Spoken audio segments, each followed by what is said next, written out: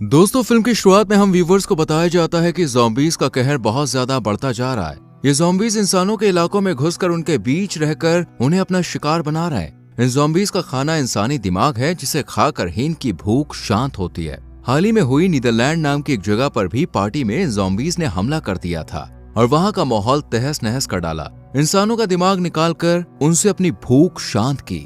इसके बाद हम कहानी के मेन हीरो को देखते हैं, जिसका नाम है कर्नल डार्सी, जिसे ज़ॉम्बीज को मारने का काम सौंपा गया था। डार्सी ज़ॉम्बीज के सिलसिले में एक महल में आता है, क्योंकि इसे खबर मिली थी कि इस महल के किसी शख्स पर ज़ॉम्बीज ने अटैक कर दिया है। महल के अंदर जाने से पहले इसके कपड़े उतारकर चेकिंग की जाती है और फिर जब ये अंदर रूम में एंटर करता है तो यहाँ का माहौल काफी शांत और खुशनुमा होता है। डार्सी यहाँ पर एक लेडी से पूछताछ करता है। इस लेडी का नाम था फेदरस्टोन। डार्सी जब इनसे ज़ॉम्बीज के अटैक के बारे में पूछता है तो फेदरस्टोन कहती है कि ये जगह बहुत ज्यादा सेफ है। यहाँ पिछले 2 सालों से ज़ॉम्बीज की बुरी परछाई तक नहीं पड़ी है। इस पर डार्सी कहता है कि ज़ॉम्बी की पहचान करना बहुत मुश्किल है, क्योंकि वो शुरुआत में बिल्कुल नॉर्मल इंसानों की तरह ही रिएक्ट करते हैं और ये बर्ताव वो तब तक करते हैं जब तक कि वो एक आध इंसानी दिमाग ना खा ले। खैर, डार्सी फेदरस्टोन की बात पर यकीन कर लेता है और यहाँ कार्ड्स खेलने के बहाने कुछ देर और रुक जाता है। खेलने के दौरान डार्सी एक बोतल निकालता है जिसके अंदर कुछ मक्खियां कैद थीं।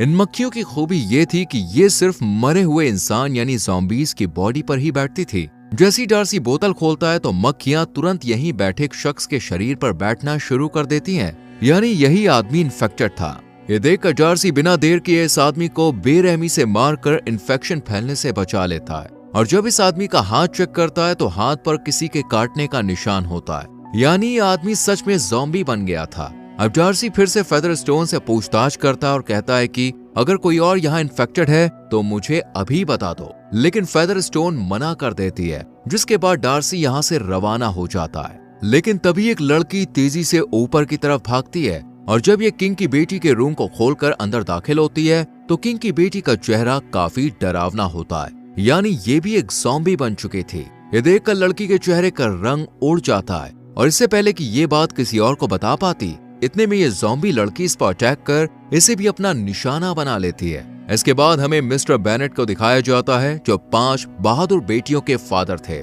पांचों बेटी खूबसूरत होने के साथ साथ मार्शल आर्ट में भी काफी माहिर थी, लेकिन लड़कियों का यूं लड़ाई झगड़ा करना इनकी माँ को बिल्कुल अच्छा नहीं लगता था। खैर, शाम को पांचों बहन एक पार्टी में जाती है और यहाँ एक फेमस शख्स बिंगली भी मौजूद होता है। बिंगली जेन की तरफ काफी अट्रैक्ट होता है, इसलिए वो उसे अपने साथ डांस करने के लिए कहता है और जेन भी राजी हो जाती है। बिंगली के दोस्त डार्सी के साथ जेन की बहन एलिजाबेथ भी डांस करने की इच्छा जाहिर करती है, पर डार्सी इनकार कर एलिजाबेथ का दिल चकनाचूर कर देता है। गुस्से में एलिजाबेथ पार्टी से बाहर निकल आती है और यहाँ इसकी मुलाकात होती है फेदरस्टोन से, जो कि अब ज़ॉम्बी बन गई थी। फेदरस्टोन एलिजाबेथ को कुछ सीक्रेट बताने की कोशिश करती है, लेकिन तभी डार्सी से शूट करके मार डालता है और इसके बाद पार्टी में और भी ज़ॉम्बीज आकर तबाही मचा देते हैं। इन ज़ॉम्बीज को मारने के लिए पांचों बहनें अपनी पोजीशन ले लेती हैं और सब ज़ॉम्बीज को मार गिराती हैं। इनका खतरनाक रूप देखकर बिंगली और डार्सी भी हैरान रह जाते हैं। अगले दिन जेन अपनी फैमिली से विदा लेकर बिंगली के घर जाने लगती है, क्योंकि बिंगली ने इसे चाय पर बुलाया था। जेन सफर पर आगे बढ़ ही रही होती है कि इतने में इस पर ज़ॉम्बीज अटैक कर देते हैं। जेन सबको बहादुरी से मार गिराती है, पर एक ज़ॉम्बी से जख्मी कर लहूलुहान कर देता है।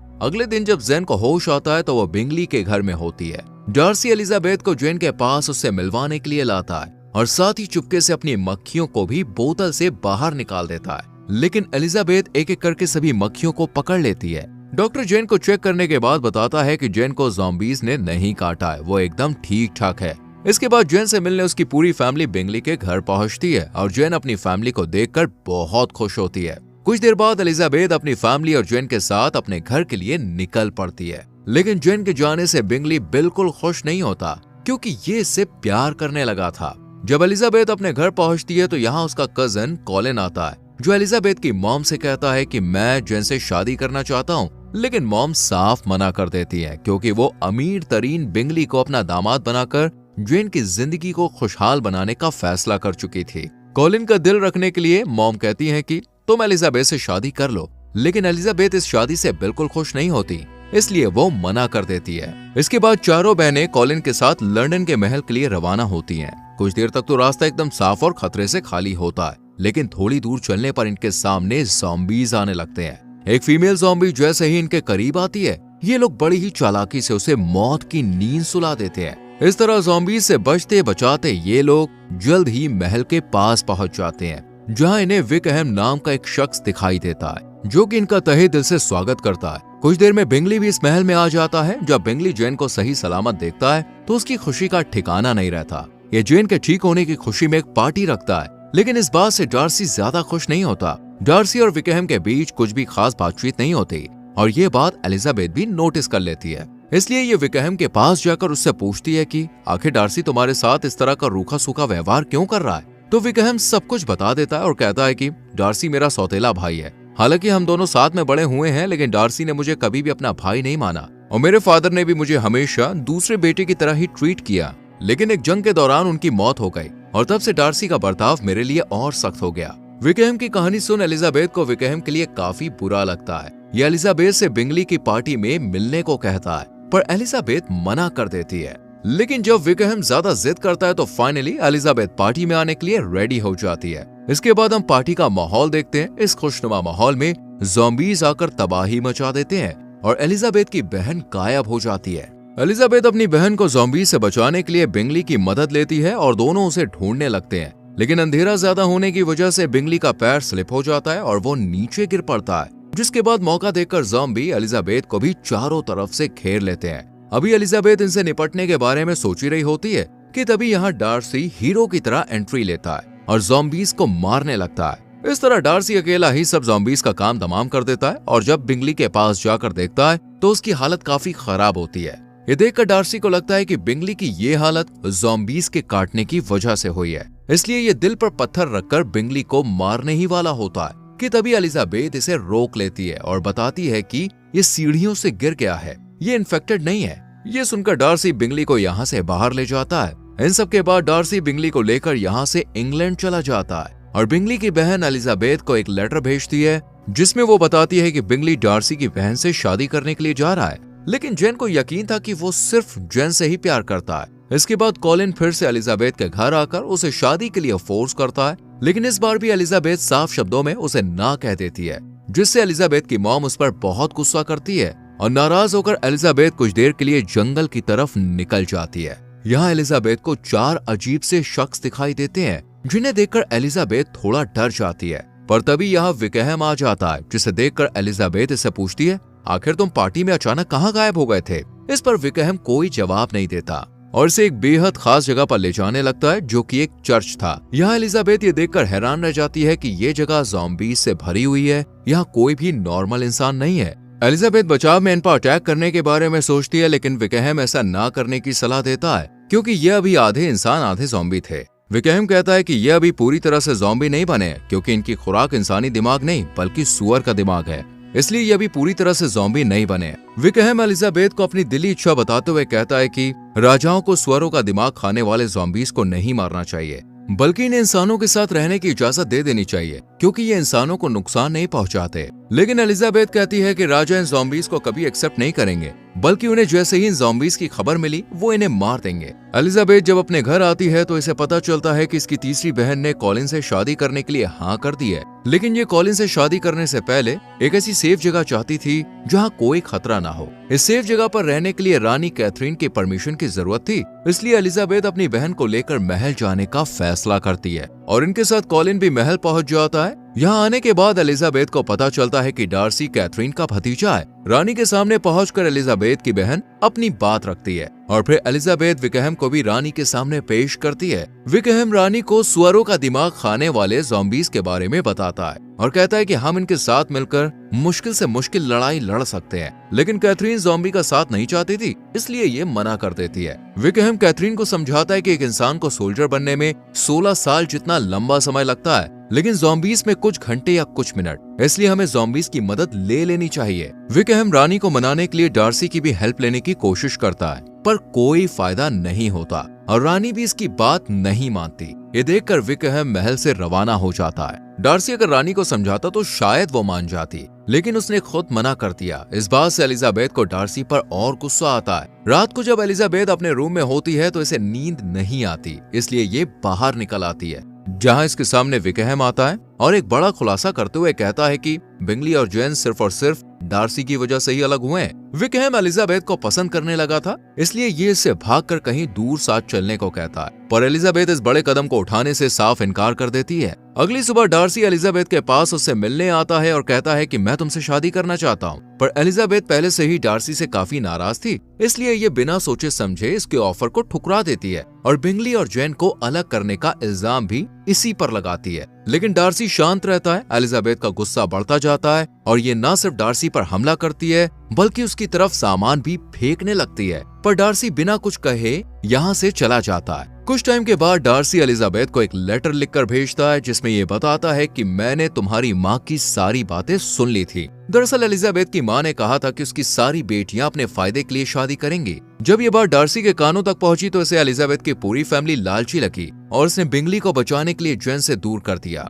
इस लेटर में डार्सी विकहम के बारे में भी बताता है कि मेरे फादर के मरने के बाद जितनी भी प्रॉपर्टी फादर ने विकहम के नाम पर की थी, मैंने उसे उसका पूरा हिस्सा दे दिया था। मैंने उसकी संपत्ति का एक भी हिस्सा अपने पास नहीं रखा, लेकिन उसने अपने सारे पैसे उड़ा दिए। जब पैसे खत्म हो गए तो फिर से वो मुझसे पैसे मांगने लगा, पर मैंने उसे नहीं दिए। ये देखकर उसने मेरी छोटी बहन को फंसाने का प्लान बनाया, क्योंकि हमारे फादर ने उसके नाम भी कई सारी संपत्ति की थी, जिसे हड़पने के लिए विकहम ने डार्सी की बहन से भागने को कहा। पर इस कदम को उठाने से पहले ही डार्सी को विकहम के नापाक इरादों की भनक लग गई और उसने अपनी बहन को विकहम की सारी सच्चाई बताकर उसे विकहम से दूर कर दिया। ये सब पढ़ने के बाद अब एलिजाबेथ को समझ आ जाता है कि जिस विकहम को वो बहुत अच्छा समझ रही थी, वो असल में एक बहुत ही शातिर, चालाक और लालची इंसान है जो सबको अपनी बातों में फंसाता है। डार्सी ने लेटर में अपने प्यार का इजहार भी किया, साथ ही ये भी बता दिया कि वो अब शायद कभी ना मिल पाए, क्योंकि डार्सी को एक मिशन पर भेजा गया है जहां लंदन के एक इलाके में बहुत सारे ज़ॉम्बीज़ ने हमला कर दिया है। इन ज़ॉम्बीज़ को मारने की जिम्मेदारी डार्सी को ही सौंपी गई है। डार्सी इस हमले को देखकर समझ जाता है कि ये एक सोची समझी साजिश का नतीजा है और ये प्लानिंग ज़ॉम्बीज़ कर ही नहीं सकते। इसके पीछे जरूर किसी इंसान का हाथ छुपा हुआ है। इधर लेटर पढ़ने के बाद अब एलिजाबेथ अपने सख्त बर्ताव के लिए काफी रिग्रेट फील करती है। इतने में इसकी छोटी बहन आकर इसे बताती है कि विकहम हमारी बहन को अपने साथ भगाकर ले गया है और उसने उसे ज़ॉम्बीज़ वाले चर्च में रखा है। ये सुनकर एलिजाबेथ काफी घबरा जाती है, क्योंकि विकहम एक बुरा इंसान था जिसके चंगुल से अपनी बहन को निकालना बहुत जरूरी था। इसलिए अब एलिजाबेथ खुद उसे बचाने के लिए वहां जाने का फैसला करती है। अभी एलिजाबेथ सफर की तैयारी कर ही रही होती है कि इतने में रानी कैथरीन अपने गार्ड के साथ एलिजाबेथ के पास आ जाती है। कैथरीन को डार्सी और एलिजाबेथ के रिश्ते के बारे में पता चल चुका था, इसलिए ये एलिजाबेथ से कहती है कि तुम मुझसे वादा करो कि तुम किसी भी सामाजिक शादी में शरीक नहीं होगी, और डार्सी से भी दूर रहने की सलाह देती है। लेकिन एलिजाबेथ रानी की बात नहीं मानती है। यह देखकर कैथरीन को काफी गुस्सा आता है और ये गार्ड को एलिजाबेथ के साथ दो हाथ करने के लिए कहती है। गार्ड एलिजाबेथ के साथ फाइट करने लगता है और एलिजाबेथ इसके सामने थोड़ी कमजोर पड़ती हुई नजर आती है। इसी बात का फायदा उठाकर गार्ड एलिजाबेथ का गला जोर से पकड़ लेता है, पर एलिजाबेथ भी हार नहीं मानती और इस पर वार कर देती है और ऊपर से पत्थर गिरने के कारण गार्ड इस मलबे के नीचे दबकर मारा जाता है। एलिजाबेथ का ये बहादुरी भरा कारनामा देखकर कैथरीन भी हक्का बक्का रह जाती है और इससे इम्प्रेस होकर इसे माफ कर देती है और डार्सी से मिलने की इजाजत दे देती है। रानी से परमिशन मिलने के बाद एलिजाबेथ अपनी बहन के साथ आगे का सफर शुरू करती है। इधर हम बिंगली को देखते हैं जो ज़ॉम्बी को मारने की कोशिश करता है। ये इन पर बम फेंकने वाला होता है, लेकिन एक ज़ॉम्बी इस पर अटैक कर देता है और सही टाइम पर एलिजाबेथ की बहन जेन बिंगली को आकर बचा लेती है। जेन को अपने सामने देखकर बिंगली बहुत ज्यादा खुश होता है और दोनों एक बार फिर से मिल जाते हैं। इधर डार्सी ज़ॉम्बीज़ के बीच बुरी तरह से घिर चुका होता है, लेकिन इतने में एलिजाबेथ यहाँ आकर डार्सी को ज़ॉम्बीज़ से आजाद करवा देती है। एलिजाबेथ को यहाँ देखकर डार्सी खुश होने के साथ साथ थोड़ा हैरान भी होता है और यहाँ आने का कारण पूछता है। एलिजाबेथ कहती है कि विकहम मेरी बहन को अपने साथ ज़ॉम्बी वाले चर्च में लेके आए, वो खतरे में है। ये सुनकर डार्सी बताता है कि तुम्हारी बहन का मिलना बहुत मुश्किल है, क्योंकि वो चर्च तो 5 दिन पहले ही जमीन के नीचे धंस गया था। ये सब जानने के बाद एलिजाबेथ और ज्यादा परेशान हो जाती है, लेकिन डार्सी इसकी बहन को ढूंढने के लिए अकेला ही चर्च की तरफ रवाना हो जाता है। लेकिन एलिजाबेथ इसे अकेले इस मुसीबत में फंसने नहीं दे सकती थी, इसलिए ये खुद भी इसके पीछे पीछे चली जाती है। कुछ देर में डार्सी चर्च के पास पहुंच जाता है और यहाँ इसका सामना होता है विकहम से। डार्सी से कहता है कि तुम एलिजाबेथ की बहन को आजाद कर दो, इसके बदले मैं तुम्हें मुंह मांगी रकम दूंगा। लेकिन विकहम लालच में नहीं आता, बल्कि ये एलिजाबेथ की बहन के बदले डार्सी से उसके फादर की घड़ी देने को कहता है। डार्सी अपने फादर की घड़ी देने से साफ इनकार कर देता है। ना में जवाब सुनकर विकहम का गुस्सा और बढ़ जाता है और ये डार्सी पर हमला कर देता है, पर इसका निशाना चूक जाता है। गोली की आवाज सुनकर ज़ॉम्बीज इनकी तरफ बढ़ने लगते हैं। मौके का फायदा उठाकर डार्सी जल्दी से